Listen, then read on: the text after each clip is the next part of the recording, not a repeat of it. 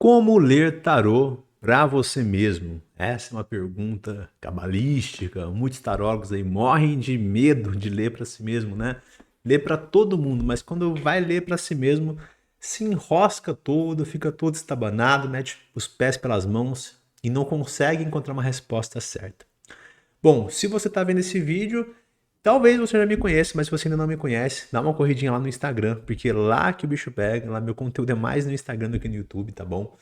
E sejam muito bem-vindos aqui ao meu canal. Vamos dar uma olhadinha nesse tema de hoje, que é para quem quer jogar para si mesmo, tá?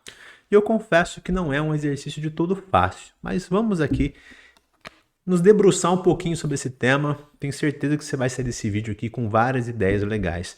Primeiramente, queria propor uma reflexão. Tô um pouquinho gago hoje, mas vai sair, tá? Propor uma reflexão sobre os 6 de espadas. Essa aqui é literalmente a carta que fala sobre esse tema, pelo menos na minha visão. Por quê? O 6 de espadas, ele... Bom, vamos começar do começo. Quando a gente fala sobre jogar tarô, nós temos geralmente 3 elementos. O tarólogo, o tarô e o consulente, certo? E aqui existe um elo de comunicação. Então, o tarólogo, para falar com o consulente, ele precisa do meio, que é o tarô. O tarólogo ele interpreta o que o tarô manda para ele e envia a interpretação para o consulente, certo? Quando você joga para você mesmo, você tem você e o tarô, só isso, né? Então, você tem que se dividir. Você tem que ser o tarólogo, você tem que ser o consulente, que é separado, e deixar o tarozinho aqui no meio como meio de comunicação. E é aí que a gente peca, né? A gente não consegue fazer isso. O que isso tem a ver com 6 de espadas, Renan? Vamos lá, você vai aprender um pouquinho sobre 6 de espadas também, talvez aqui. O 6 de espadas, ele te pede para que você enxergue a sua própria situação através de uma outra perspectiva. Por isso existe aqui um barquinho fazendo uma viagem. Ele está indo para um outro lugar onde ele possa enxergar a si mesmo através de outra visão. Um exemplo que eu gosto de usar sobre 6 de espadas é que quando você é um peãozinho no tabuleiro de xadrez, você só está andando para frente. Vai para frente, um peão. O 6 de espadas vira todo o tabuleiro para você ver tudo. E você entende que existem 64 casas, não só a sua fileirinha. Você entende que quando você avança as casas, você deixa casas enfraquecidas para trás. Você entende que é uma estrutura de peão, o que são os peões colgantes, para quem gosta de jogar xadrez, né? Peão isolado, peão passado. Você entende que existem outras peças, que existem estratégias, movimentos diferentes. Então, uau, amplia sua visão. Exemplo prático dos 6 de espadas, uma consulta com um terapeuta, um processo qualquer terapêutico, uma leitura de tarô mesmo, um teste vocacional. É um ótimo exemplo dessas espadas. Por quê? Eu não sei qual é a minha vocação. Pega um especialista em identificar isso, uma pessoa do lado de fora que tem outra visão. Você vai conversar, você vai responder um monte de coisa e ele vai descobrir para que você pode fazer na sua vida. Uma consultoria, uma mentoria, uma consultoria profissional, financeira, de marketing, tanto faz. Tudo isso é os 6 espadas, porque alguém que enxerga a sua situação do lado de fora pode falar mais do que você mesmo que está ali dentro. Por exemplo, uma pessoa que vive um relacionamento abusivo não sabe que ela vive um relacionamento abusivo muitas vezes porque ela está inserida ali dentro e ela acha que é normal tudo o que acontece. Alguém de fora que observa e fala, pode olhar e falar, cara, isso não está certo, tem coisa errada na sua relação. Por quê? Para quem está de fora é mais fácil enxergar. Duvida? Então faz o seguinte, coloca o seu dedo aqui, você vai enxergar o seu dedo. Se você levar para cá, para frente, para trás, você vai enxergar o seu dedo. Se você coloca ele debaixo do seu nariz, você não enxerga mais, não consigo mais ver o meu dedo. Porque está tão próximo de você que você não tem essa visão ampla, certo? Então, o 6 de espadas é isso. E é por isso que esse vídeo de hoje é sobre... É ele que vai levantar essa reflexão aqui de como jogar tarô para você mesmo. Vamos lá. 3 dicas que eu separei aqui, muito simples, mas muito eficientes, espero eu, para te ajudar a jogar tarô para você mesmo. Primeira dica, analise a leitura como se fosse para uma outra pessoa. Eu sei que não é fácil, eu sei que é o básico, mas para facilitar, analise a pergunta como se fosse um personagem fictício. Aí fica um pouquinho melhor. Porque você não está pensando assim, um consulente aí perguntou isso, o que eu responderia? Não, você cria um personagem, você constrói, dá nome para ele. Por exemplo, eu vou perguntar sobre o meu trabalho. O que eu devo fazer? Devo investir no YouTube, no Instagram, ou em leituras, ou em cursos, enfim, vou perguntar para mim mesmo no tarô. Só que eu não quero perguntar no meu nome, eu sei que não vai dar certo. Então eu crio um personagem chamado João das Dores. Ó, João das Dores é um empreendedor e tal, ele quer saber sobre seus caminhos profissionais, ele quer isso, como que ele vai fazer? Eu tiro a leitura para ele. É claro que eu sei que a leitura é pra mim, gente. Mas na hora de tirar as cartas, interpretar, eu tô interpretando pro João. E isso é a primeira dica para deixar o seu cérebro mais propenso a entender as cartas como elas são e não com aquele. Você tá ligado, né? Quem joga pra si mesmo sabe como é que é. Ah, eu acho que isso aqui quer dizer isso. Ah, eu acho que é pra cá, porque você tá puxando sardinha pro seu lado. Segunda dica, que talvez seja mais simples, mas a mais eficiente. Escreva a resposta por texto ou mande áudios para você mesmo, como se você estivesse interpretando para uma outra pessoa. Por quê? Quando você faz uma leitura para você mesmo, geralmente você faz o quê? Você tira as cartas, olha e fala: "Ah, é isso, tá bom". E pronto, acabou. Quando você tira com outro consulente, por razões óbvias, você precisa explicar para esse consulente o que a leitura está falando. Então, às vezes, você vai pegar a mão no seu celular e você vai começar a mandar áudios para ele. Olha, aqui a leitura está te dizendo para fazer isso, aquilo, porque isso está positivo, isso está negativo, tal, tal, tal.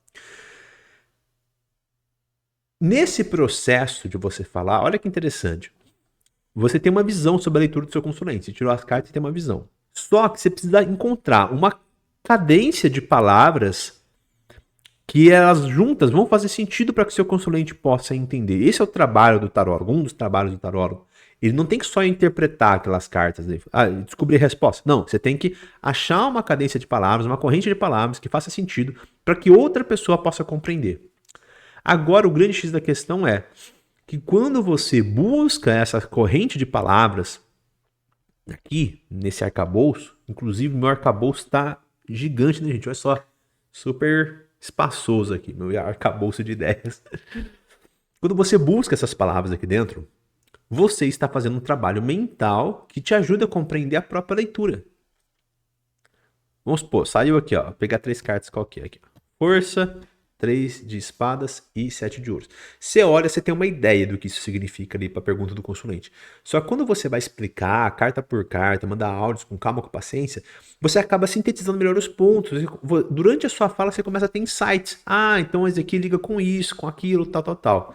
E aí a leitura fica muito mais clara para o seu consulente e, obviamente, até mesmo para você. Então, às vezes a gente faz muito pelo outro e pouco por nós, né? Você vai fazer leitura para outra pessoa, você manda os áudios, você capricha, você tira a foto, você faz tudo. Para você tira as 3 cartinhas, dá uma olhada, tá bom, e sai, né? Então, obviamente, você não vai internalizar tanta resposta. Se você usar as duas dicas em conjunto, você vai fazer o quê? Você vai criar um personagem fictício e você vai mandar os áudios para você mesmo, no seu WhatsApp ou num grupo qualquer, que tenha só você.